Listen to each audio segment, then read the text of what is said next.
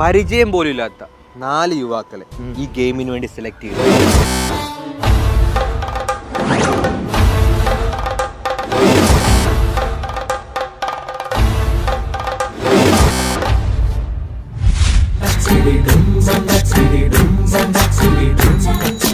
അന്ന് 1 കിലോ പഞ്ചസാര വാങ്ങിച്ചോട്ട് വരാം.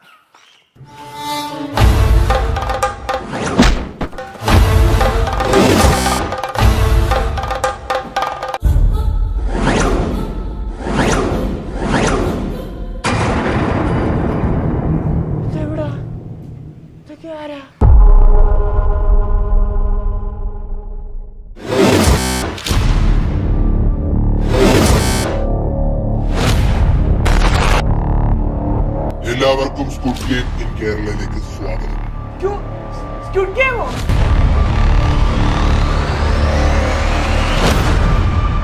പരസ്പരം അങ്ങോട്ടും ഇങ്ങോട്ടും നോക്കിയിട്ട് യാതൊരു കാര്യമില്ല. കാരണം നിങ്ങൾക്ക് ആർക്കും തന്നെ പരസ്പരം ആരെയും അറിയില്ല.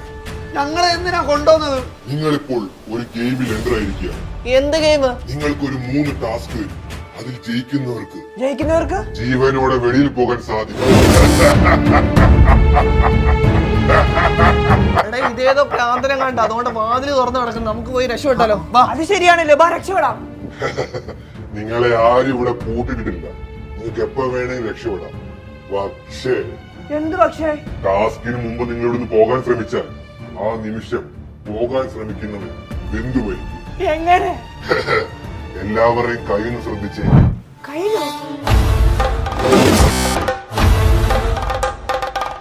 എടാ, എന്റെ കയ്യിലില്ല, രക്ഷപ്പെട്ട് ഞാൻ. എന്റെ മറ്റേ കയ്യിലൊന്ന് നോക്കിയേ.